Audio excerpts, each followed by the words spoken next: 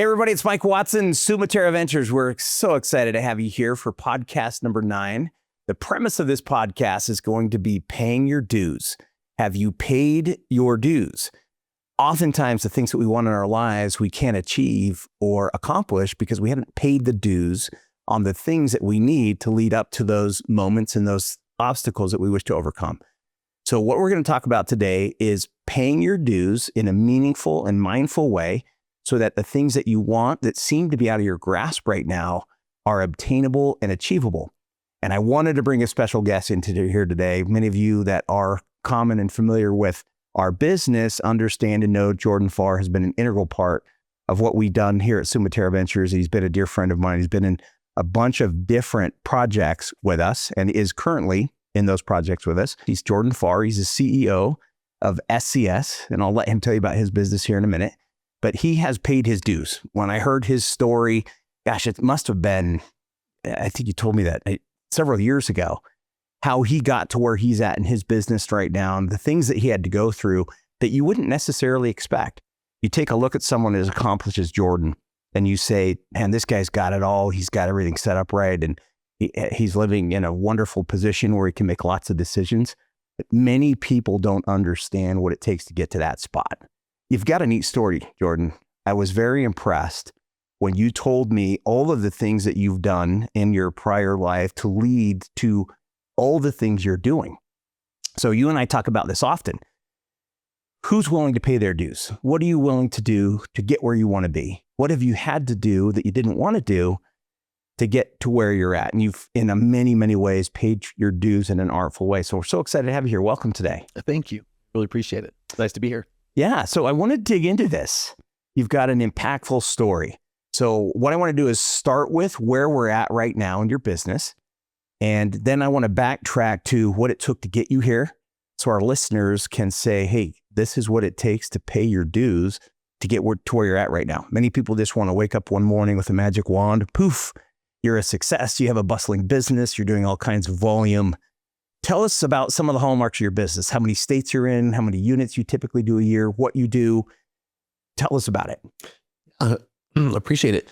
So SCS Multifamily is a company that we do interior finishes in multifamily, commercial buildings, assisted living, whether it's flooring, cabinets, countertops. We're throughout the country. We've got a lot of projects, obviously, here in Utah, surrounding states, and all the way to the East Coast. So when you say you have a lot of projects, you're underselling. So how many units a year do you do just in multifamily? Let's say an average of the last 3 or 4 years. How many units a year are you doing? We'll do between 6,000 and 7,000 units a year. So for our listeners, that's between 6,000 and 7,000 apartments a year. Get these cabinets and countertops. By the way, look over my shoulder. This is Jordan's work, his company's work. These guys were kind enough to help me fit my office. And of course, I don't do any project anywhere in the country myself without these guys being involved at whatever level they choose to be involved at. So you've got this bustling business. You're in flooring, you're in cabinets, you're in countertops.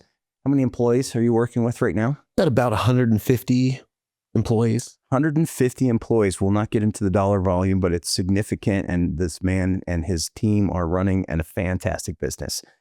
So do you ever catch people with kind of the ownership envy? They want to be in your spot. They think it's easy to do what you do. They want to replace you. It's always, and I know you deal with this because you and I talk about this a lot, the up and comer, the guy who shoots off from the company or shoots off from another company who thinks he's going to walk in and take business. Tell me about your thoughts when you see stuff like that. Every single day.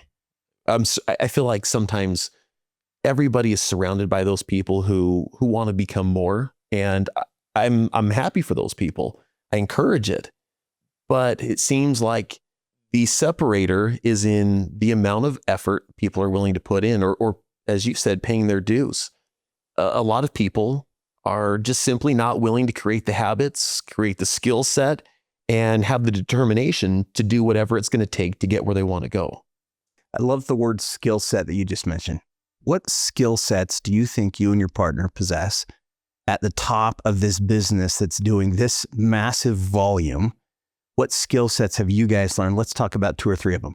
What would they be? Oh, that's a great question. I can tell you what I think they are watching you from the outside. And I'm going to compare that to whatever your answer is. Some of the things that I think you do fantastically well. To be honest, I feel like I am the person with the least amount of skills. I am not special. There is nothing about me that is out of the ordinary.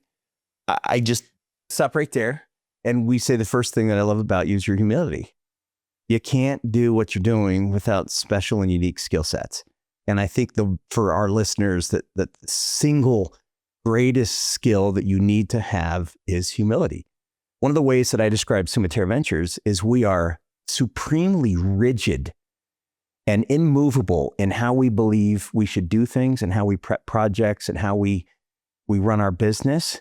But we are also humble enough to be nimble and malleable. In the moment we find something better, we immediately shift to it. We don't talk about it. We don't think about it. It's instantaneous. So we've established great skill set. Number one is the humility.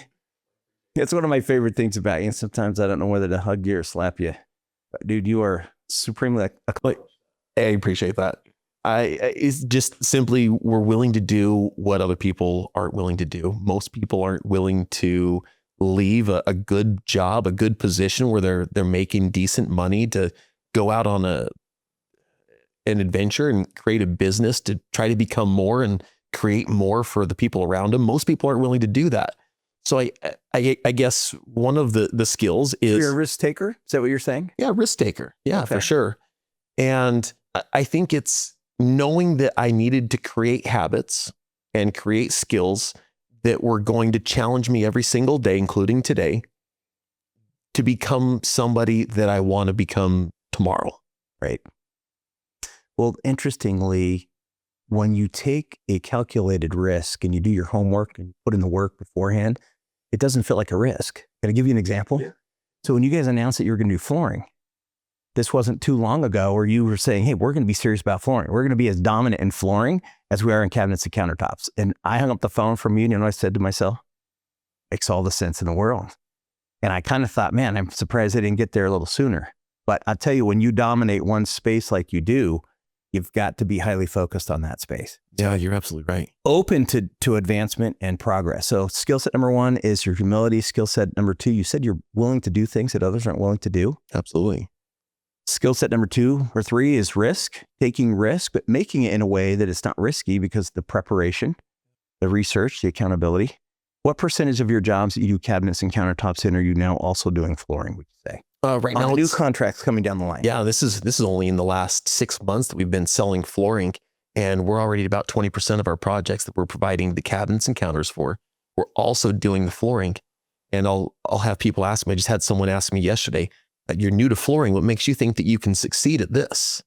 And I simply said, "Well, you've seen what we've done with cabinets and countertops. It's our determination to not fail, and no doubt we'll make mistakes along the way, but."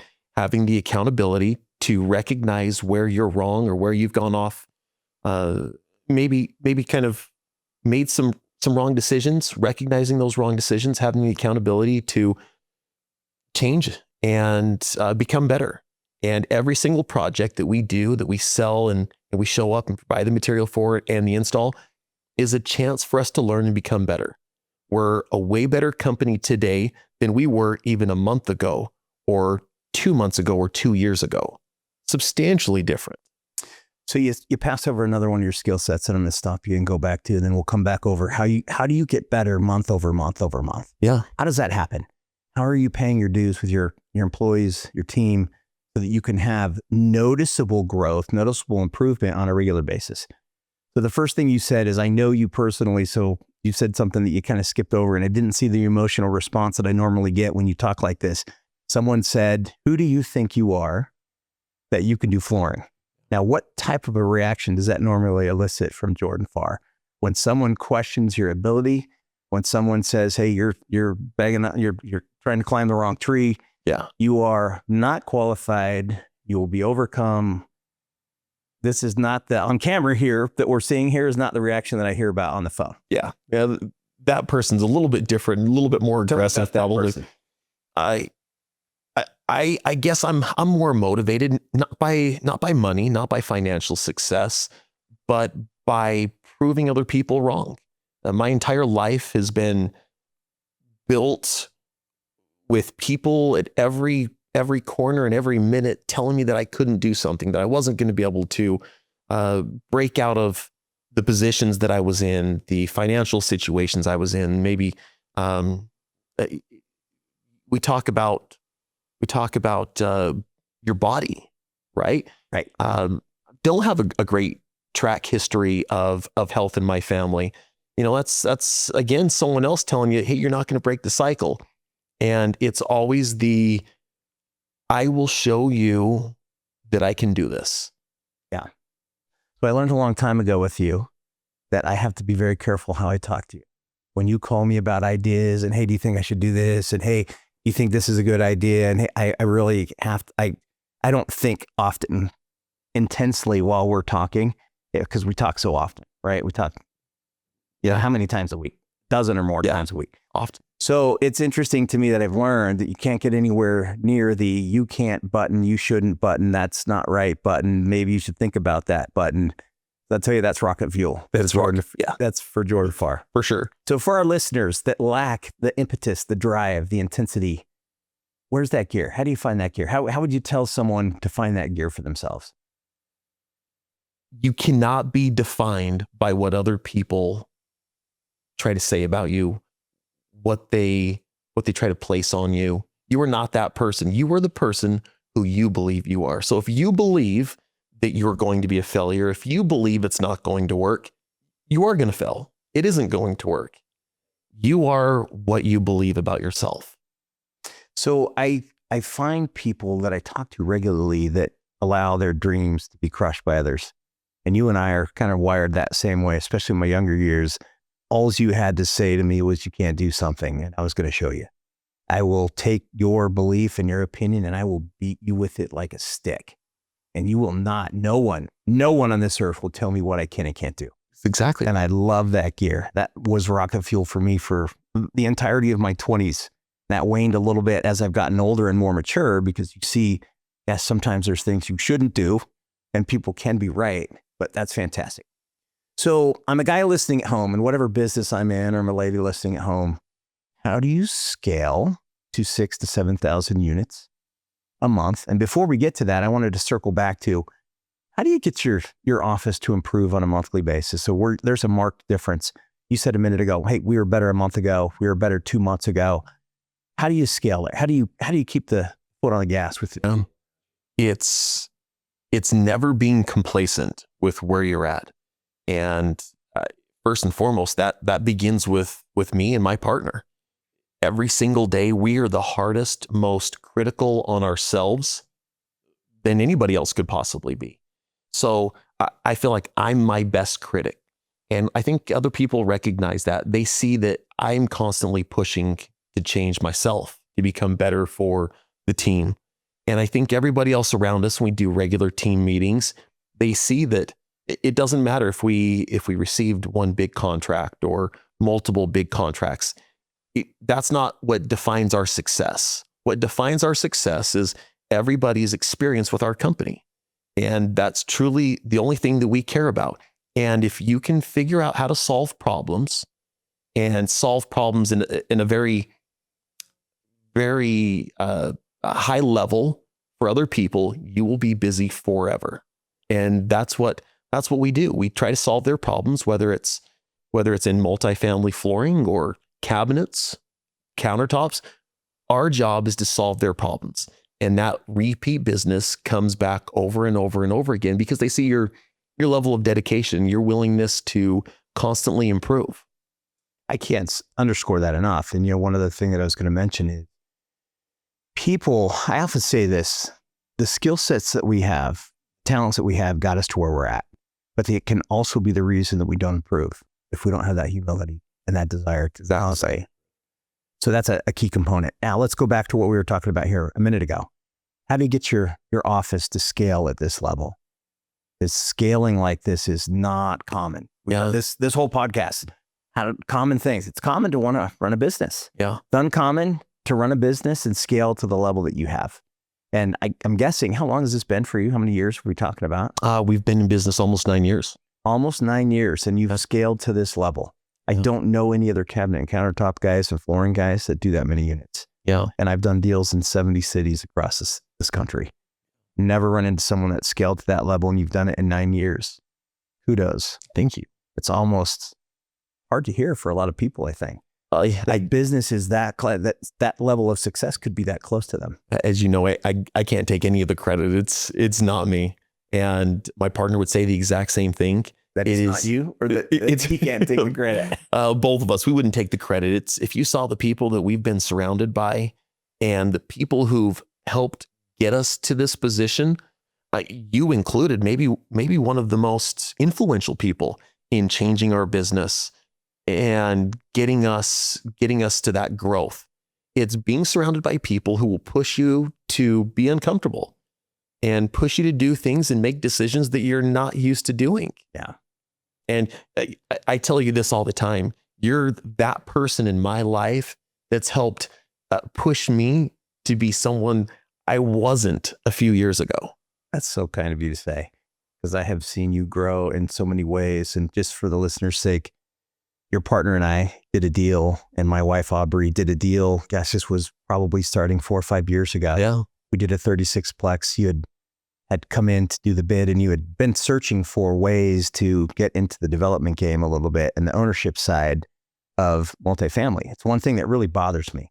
You have all these subcontractors, suppliers, third-party vendors, GCs that are more than happy to do the work and make the money on the work that they do, but very few of them push and strive to have ownership and to become something more. Not that what you're not doing, it's not fantastic, but a lot of guys had the dream of, man, I'd love to do a development. So what was that about that opportunity? Because you called me and said, hey, I want to be a partner. I literally met you in an hour, you and your partner. That's right. Was that available? I met you in an hour. You guys told me what you wanted to do, and we did it. How surprised were you? How excited were you? Walk me through the emotions of that day when we met 4 or 5 years ago and started down this journey. Yeah. One of those moments that I'll never forget, because my dream was to always own apartments. I didn't know how to do that. I worked in apartments my entire life, contributing in whether it's cabinets or countertops or some type of construction. So I'd been around multifamily my entire life, and I'd always had this dream of being able to own those apartments, but didn't know how. And I was driving by a North Salt Lake project that you had listed, and you had a sign on there. I stopped, I took a picture, and I immediately went back to my little office at the time and called, and you picked up almost right away and said, I can tell you all about the project. Are you available to meet now? And I can't tell you, we have meetings all the time, or we request meetings with certain people, and they're never available. It's, I'll put you on the calendar and we'll do it in 3 weeks or 3 months. You were available immediately, and you sat down. You were genuinely interested about teaching us about multifamily.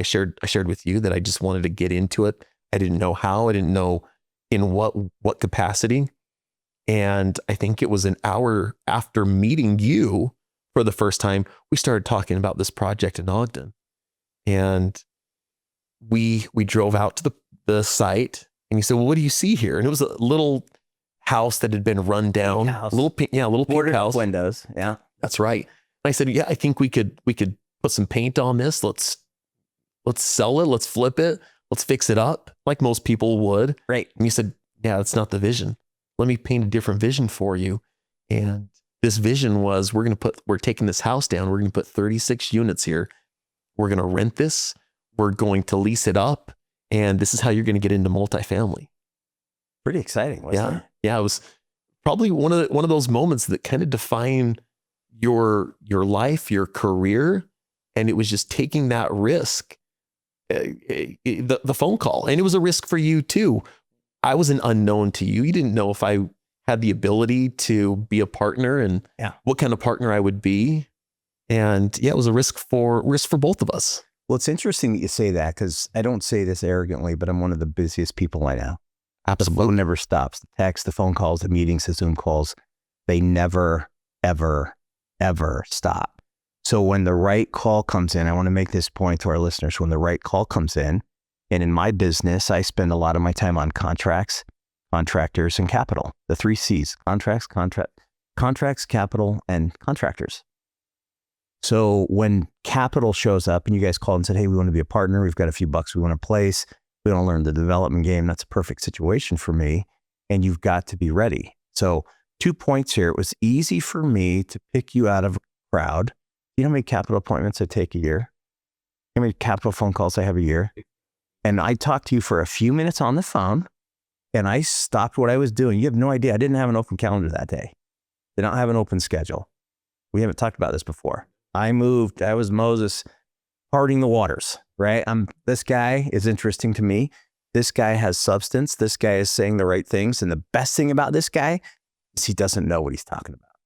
And I love that part of it. And not from the perspective of your business, from the perspective of you're in my territory. Welcome to my house, right? But you were so willing to learn and you were so eager to participate. And those are my favorite people.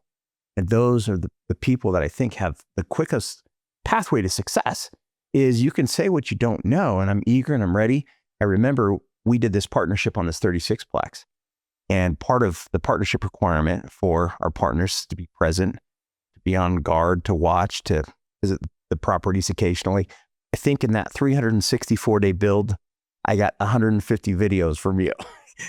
You'd show up and literally take a video. The next day it was pictures. The next day it was relentless. It was every single day. It was relentless. And I thought, this man is special. This is a special skill set, that relentlessness. And again, this is nothing more than paying your dues. So you paid your dues coming into a circumstance that you've always wanted to be in. And let this be another lesson for those listening. If you are ready for your next moment, if you master the moment that you're in, the next moment magically appears. I mean, how many times did you ask someone to be a partner in all of the deals you were doing, all the multifamily projects? How many times have you had said to someone, to an owner, to the GC, I want to be a capital partner. Hey, I got X number of dollars. I want in. How many times had you thought about it or talked about it?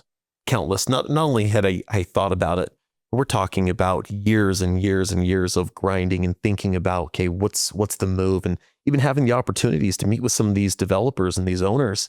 And I was just a small part of what they were trying to do, and constantly was trying to ask them, how can I get involved? I've got a little bit of money. What can I do with this? And they looked at that money and thought, well, yeah, that's what I'll spend on dinner tonight, right? I don't need your money. So I just never had the opportunity, but it never stopped me from trying and keep pursuing. And then finally it took one opportunity, one person to pick up the phone and say, let's take that meeting. I'll see you in an hour.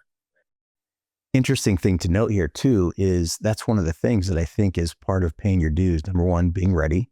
Number 2, being available. Number 3, being persistent. But it's interesting to me how many people that were so arrogant. To me, it's arrogance. If you go to how many builders, how many owners, how many different partnerships and say, I've got some money I want to be in, and their mindset is often they want to diminish you to your smallest place, despite the amount of business you're doing. Oh, that's just a cabinet and countertop guy. Yeah. Who does he think he is? Trying to get on the ownership side. And stay in your lane. Stay in your lane. How arrogant of these people to not invite you in with open arms like I wanted to do it. And ironically, I still am asking, I'm still pushing for that. I still want to be involved in these projects. And we do a lot of projects throughout the country. And there's not one of these meetings that I go to that I don't present, give us a chance, give us an opportunity. And we're talking about a much different amount of money than it was 10 years ago or 5 years ago or even a year ago. Right. And I'm still met with the same response. No, we just do your job. Show up and do your flooring, do your cabinets, do your countertops. So still to this day, and despite all of the recommendations or the track record, because now we've gone in, we've built projects, we've developed projects, we've partnered on projects, and I can go through a whole list of how many deals have we partnered on or have done? 12, 13? At least, right? Yeah, at least. That your active deals. And it's interesting to me that you're a capital partner in some deals where you're not the cabinet and countertop guy. For That's right. example, if it's a state that you don't have a big presence in currently. That's right. Isn't that interesting that you've taken that to that level? Now, let's fast forward back from 4 or 5 years ago when we started that first project. What did you just finish for the first phase on in Brigham City? Tell us about that. We just finished phase 1 in Brigham City, a project that we developed from ground up, found the land, got it entitled. Essentially, all of the skills that you taught us. You taught us what to do and how to do it. And of course, that's not a project that we would have ever done had it not been for you.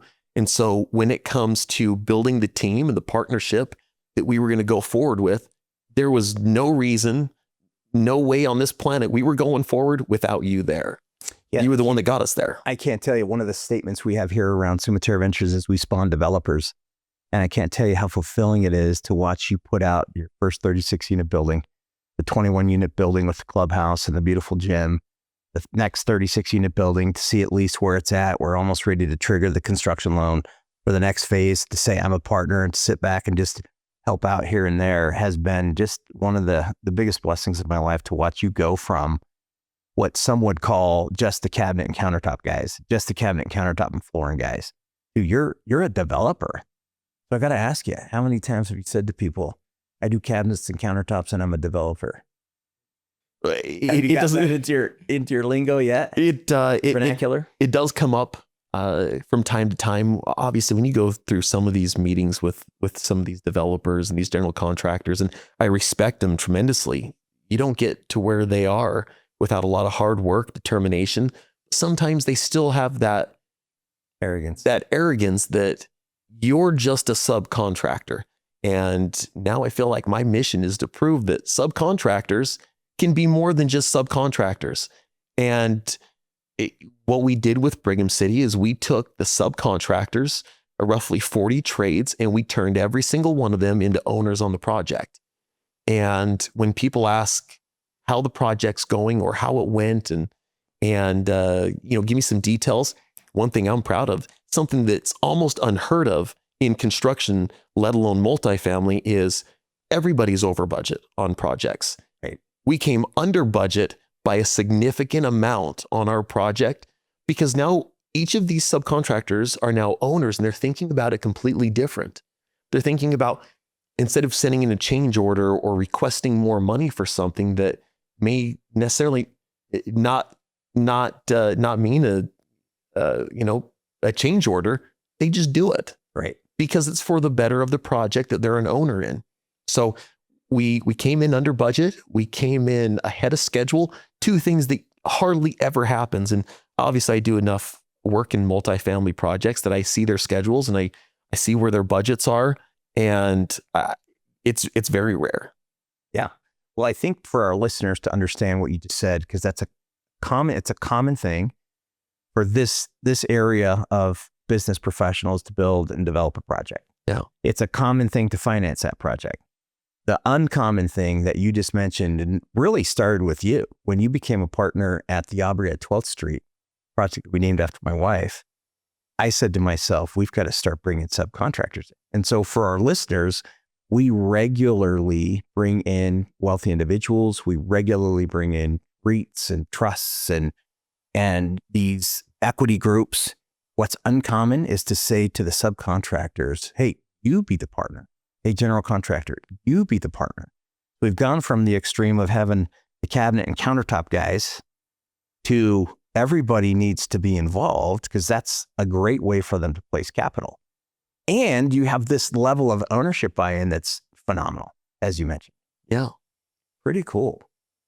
It is very cool. And this wouldn't happen if it wasn't not only for you and helping us get there, but all of the people, all of the partners that believed in this project. Because I'll tell you, in this Brigham City project, we probably went through 300 interviews with different subcontractors, trying to qualify them and just trying to find the right people that you want to be partners with, the right people that you believed could do the job. And so it was all of that back end work that ultimately led to the success of the project. Absolutely. And you've actually recounted, I should say, of some of the interviews that didn't go so well, and people that came in with the attitude and the ego and snapping their fingers how things were going to be. And you told me excitedly how easy it was and fun to kind of sweep them to the side. Yeah. And a large part of my drive it derives from people telling me that it's not going to work, that a project in Brigham City won't lease up, won't be successful. You won't find tenants, and you won't find subcontractors that want to come in on the partnership side and be able to contribute money. But those are coming from people who just don't have the vision. And so we got a group of us, including the general contractor, who's unbelievable, that believed in us, believed in the project. And so when you put a group of people like that together, it doesn't matter what you do, whether it's multifamily or anything, you're going to succeed. Yeah. And you, just so for the listeners know, Brigham City is a little town north of Salt Lake City by about an hour. And it is a small town. You put a 163 unit project, it'll be worth 60, 70 million bucks. And we're in the middle of that. It's been fun being a consultant, being hired and brought in as a consultant to someone who literally didn't know anything about this side of the ledger 4 or 5 years ago. So kudos to you. Thank you. Now, I want to ask you, let's go back to the very beginning when you started installing cabinets. Where did you start? What were your options? Tell me about your lifestyle. Tell me about the decisions that were made for you to travel. Go through that a little bit. Yeah, it's an interesting story. I started when I was a kid. My family, my dad, he traveled and installed cabinets and countertops in multifamily throughout the country. So if there was a project that needed product installed, he was sent there wherever it was, whether it was in New York or Wisconsin or Florida. And the only time I was ever able to be around my dad was if I was going out there and I was working with him. So I spent every summer from the time I was 8 years old just with him on a job site. And some of the best memories that I have it come from just hanging out on job sites with my dad and instilling that work ethic. I didn't know that.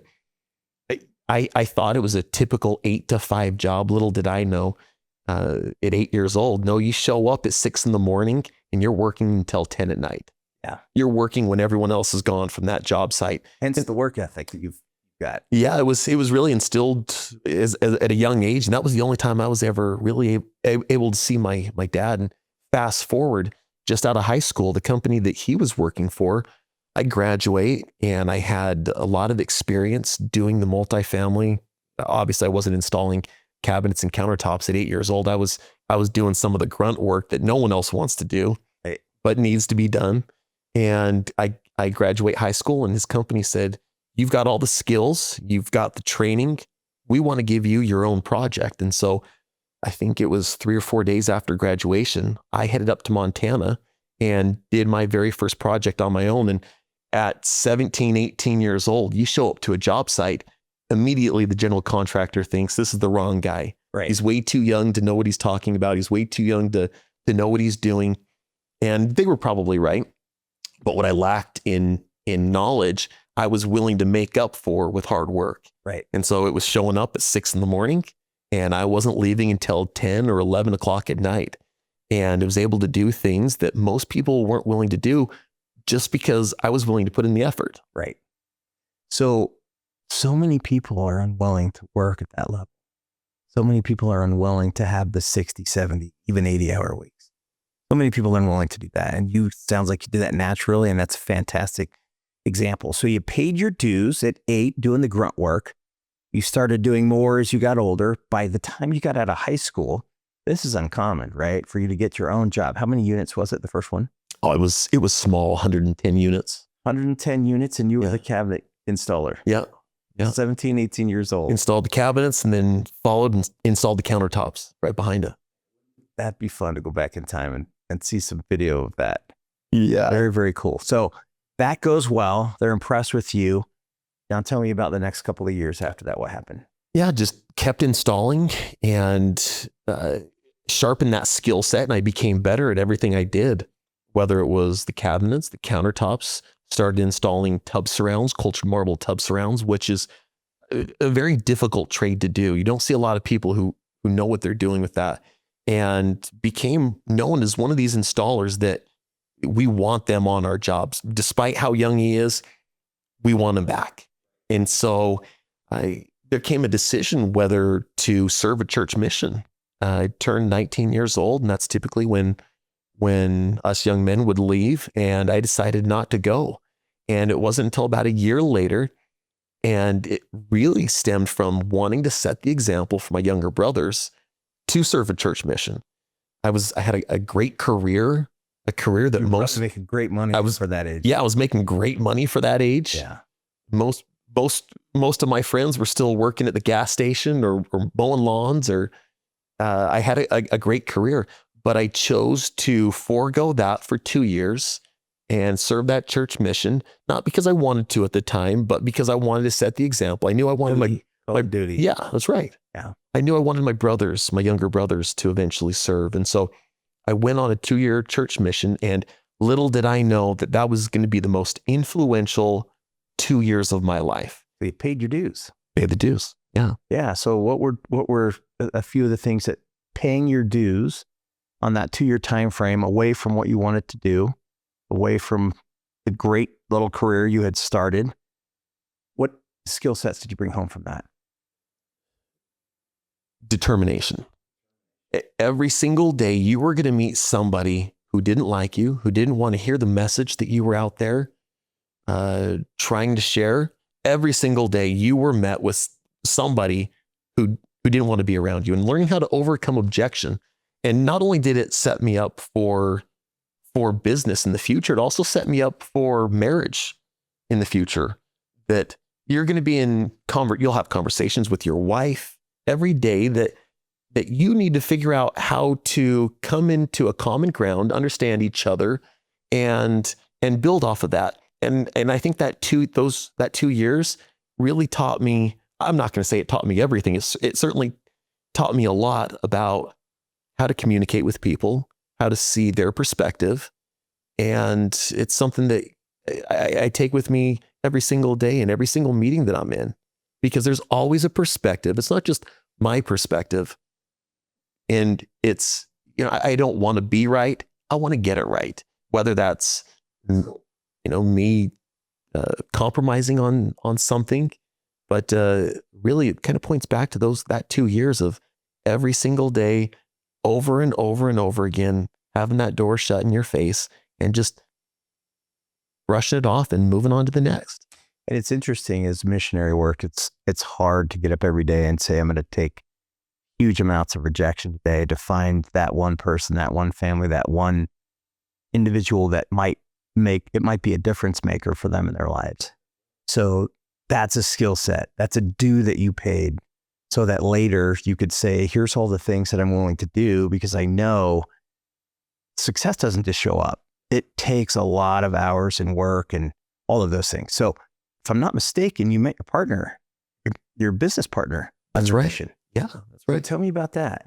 Yeah, he and I served together. We grew up in neighboring cities, didn't know each other. We get home off of our missions and we decide to start installing cabinets and countertops together. And really that was the beginning of SCS Multifamily. We didn't know it at the time. We were just two young kids traveling the country installing, and he later went on to get his degree from UVU. I kept installing, and several years later we came back and joined up forces again to install, and that was the start of SCS. So pretty impactful. Yeah. Your partner, Jared Isom, is very accomplished, does a lot of great things for your company.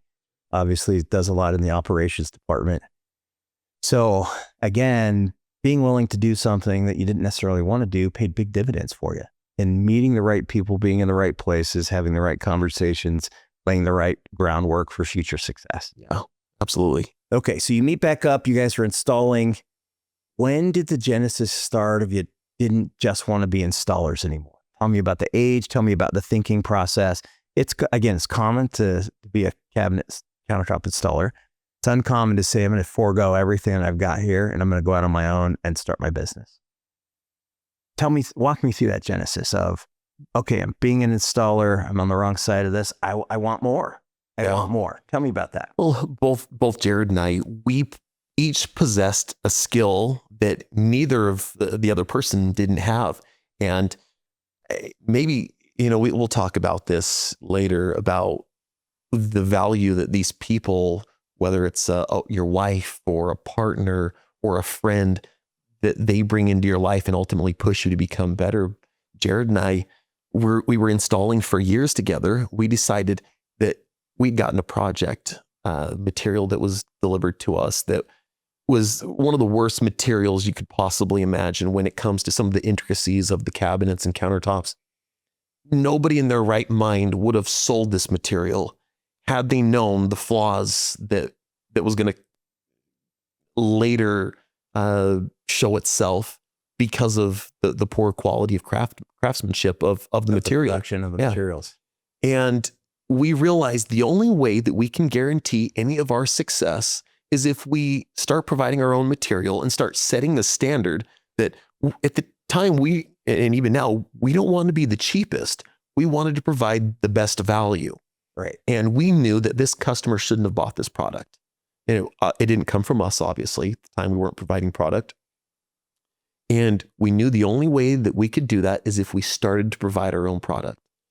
Because the easiest way to start saving money when you're a general contractor is start purchasing products that are less expensive.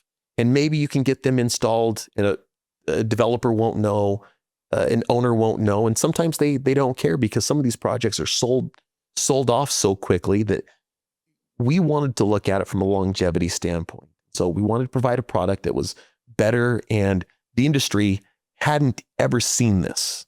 We didn't care. For us, it wasn't about the money. It still isn't about the money. Right. It's about creating value with solving problems. And so that's when we started going overseas and started developing relationships with factories. You're talking about a couple guys. We were just installers. We didn't know anything about business. I could argue we still don't, and you'd probably be right. Right.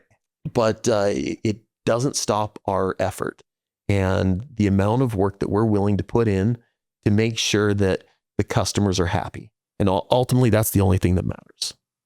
What's interesting to say, and the way I would phrase this in the terms of episode 9, which is pay your dues of this podcast, is because you had done everything that you needed to do up to that point, the natural next step for you was to start bringing product in and creating the quality of product that you needed so that your labor, I can't even tell you how much damage it is to your labor and your efforts when you're installing an inferior product.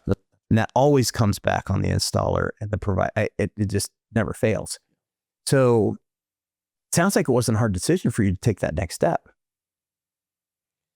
to shipping in and going, flying across the world and finding, great factories. Yeah, it was a risk. Obviously, we had no money, and trying to figure out how to get overseas to places like China and Vietnam and Malaysia, Thailand, and go through these factories. You have no idea where you're at in a part of a world that you're completely unfamiliar with. Right.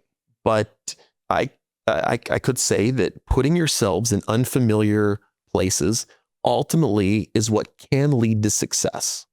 That's a great point. I love that. So you start bringing in your own product, and how soon and how quickly did that turn into a full-fledged company where you're a provider of cabinet and countertops and installers? It's funny, Jared and I will talk about this often. Our goal originally was we wanted to do one project. Let's do 100 units, our own product, our own install. Let's do 100 units. And I think that first year we did 600 or 700 units, and we had doubled or have doubled or more every year thereafter. Since then. That's phenomenal growth. So how would you say, looking back now, so it sounds like a rocket ship if you're growing at that speed, and it underscores again, you paid your dues, you're willing to do all the things that you didn't necessarily want to do, but you were willing to do. And it's a premise that I talk about. We'll have a future podcast on this. We call it finding your next moment. Finding your next moment. The premise of that is if you master the moment that you're in, if you become the very best 8-year-old at doing the grunt work that no one else wants to do, you become the very best installer and you work the hours that you want, then you start saying, hey, I'm not necessarily on autopilot, but I know this so well. I do it so well. it's easy for your mind, much easier once you've paid your dues, to say the big question most people are unwilling to ask, and they're terrified of the answer, and that's what's next? What's next? And I think that gear that you guys have also gave you the right and the privilege to later say, I'm going to plant my flag and I want to be a developer too. That's right. I want to be an owner. I want to be an owner and developer, and I want to take this as far as I'll go. That's right. So paying your dues is a crucial part of success at every level. So I got to ask you this question that I just posed. What's next?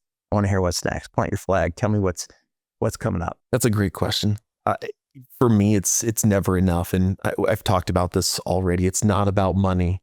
It's about creating value to the people around you. I feel like I've had a little bit of success, and that success has not come without being around such amazing people from the time I was little, being put in situations that I was uncomfortable with. And I'm only here because of the people around me. And if you look at our team, unbelievable team that do so many things to allow me opportunities to come in and look at a development or build a project from ground up. And even those projects, you're surrounded by people, just unbelievable people who challenge me every day to be someone I'm not, someone I can become. And so I think that's important. Continue to surround myself with people who will push me to be better. And my wife is a huge part of that. There's not a day that goes by that I don't look at her and think that is the source of a lot of the success and a lot of the drive, because I don't want to fail. No one wants to fail. Yeah. And they certainly don't want to fail to the people that are the closest to them. And so having that amazing support at home and the family that really pushes you to become better, I can't tell you what's next. I'll tell you, there's not a moment of my life that I've ever felt satisfied with what we've been able to build or what we've been able to accomplish. And I think having that drive and that motivation, I think ultimately is what makes me excited to get up and keep doing it the next day. The thought of retirement makes me sick. Yeah. It makes me sick because that retirement's almost like a finish line. It's where you end. Well, where's the chase after retirement? Yeah, I think people that retire just die. Yeah. And it takes a minute sometimes, but you got to say, sure. Yeah. Very cool. Well, is there anything you'd like to tell our listeners in the mindset of common things, uncommon ways? Are there anything, and I know I could list some, one of the reasons I have you here today. What are some of the common things that you do in uncommon ways in your business? Communication, your partnerships, your financing, any of those things, any tidbits for us? Yeah, we touched a little bit on this. It all begins with effort. And are you willing to create the skill set and create the habits and put in the effort and put in that hard work every single day to get what you want? I can't tell you the amount of people that I talk to and they'll ask, well, how have you done it? And if it's not clear by this podcast, there's nothing special about me. There's nothing at all. It's literally effort. Right. And showing up every single day and being willing to do what no one else is willing to do to get what nobody else has. And I can't stress that enough. It is about effort. And as you know, my days start very early. Yep. I think the key is you've got to start early and put in the effort from the very beginning of the day, whether that's 4 o'clock in the morning, 4:30, 5. Put the effort in that no one else is willing to put in. Because ultimately that's what's going to get you the results that what's the you work? want. It's like one day last week, I looked at my phone and I counted, and at 12:06 in the afternoon, I had done 56 phone calls by 12:06 in the afternoon. That was a little bit busier day than normal on phone calls, but you've got to grind, man. You've got to do that. So I want to point out two things that are uncommon about your business. The first one is, as developers, when we buy a piece of land from someone and it's under contract, before the purchase happens, we give them a weekly update. No one in the industry does this. That's We right. have a weekly update with everything that happened that week. Here's the reports, the third party stuff, all the things that happened at the city. And then we give them, here's what's happening next week. If there's meetings with the city, if there's public meetings, we invite them to those things. And this is like unheard of, right? So you adopted a wrinkle like this in your business, didn't you? That's right. Tell me about it. Most contractors, they don't realize the importance of communication. And I think one thing that of the many that you taught me, it was that importance of communication. And it's like, it's a different level of communication. Most people are completely unaware of this. So what we do is we provide a weekly update to all of our customers. And this is extremely uncommon. It takes a lot of work. It does. So with every one of our factories, we've got an SCS employee that lives at that factory or nearby and visits the factories every single day. So you as a customer, you want to know where your product is. They're most of the time giving us large sums of money for this product. And you've heard of some horror stories in the past where someone took the money and they ran. Okay. That's not, obviously that's something we want to change the impression here. So they get a weekly update, exactly where their product is, at what stage, whether it's in acquiring the materials or fabrication or assembly or packaging, shipping. You would know at every point what's going on with your project. And so those reports are extremely detailed. It goes over everything, the report from the factory, photos and videos from the factory. So it helps alleviate some of that fear that a lot of people have from ordering product, whether it's overseas or domestic. And so by doing that and having that level of communication, that's something our customers have come back to us over and over again and said, this is unbelievable. Nobody does this. Nothing. We've got 40, 50 trades on site. There's not a single subcontractor that's willing to give us this level of communication. And accountability. That's right. You don't put the line in the sand. This is what's happening and this is where it's going to go. That's right. That's a level of accountability. And that is common things, uncommon ways. It's common to be a subcontractor on a site. It's common to have the trades that come in. It's uncommon to communicate at that level. In fact, you'll often hear me say, we're a communication company that happens to be real estate here at Summa Terra Ventures. We're a communication company that happens to be a developer. And I believe very strongly in that. The second thing is when you started doing flooring, you're including some extra things that is not an industry standard. Tell me about that. Yeah. It's funny because people will install your flooring, but they'll charge you extra to protect that flooring. And as you know, flooring's hammered throughout the job. It does. Yeah, that flooring will go down. You've got many other trades that are coming in after, putting their products, and sometimes whether it's a water heater or a cabinet or countertop, and they're dragging those across the flooring. They'll tell you, well, we'll provide protection for that flooring, but it comes at a cost. Well, I looked at this and thought, I can order the flooring protection overseas. I can add it. I've already got labor there. I've already got management on site. Why not protect that flooring and do something that no other company is willing to do at no extra cost? Right. It costs me almost nothing, $10 a unit, maybe. Yeah. But that value that we were able to create by adding the protection brought in more and more projects after that. So you put down a covering. That's right. You install the flooring, put down a covering that is very durable. Yeah. And protects that. And what's the response been from the GCs, the owners, They absolutely love it. Yeah. It's something that nobody else is willing to do. So every day I'm trying to find ways to improve the business by doing things that no other company is willing to do. And ultimately it never shuts off. And I might have an idea in the middle of the night, and maybe it's a bad idea, maybe it's a good idea, but we're constantly looking to improve. And there's never a moment that we're satisfied with where we're at as a company, as a developer, as a partner, as a husband. I know that I can constantly improve.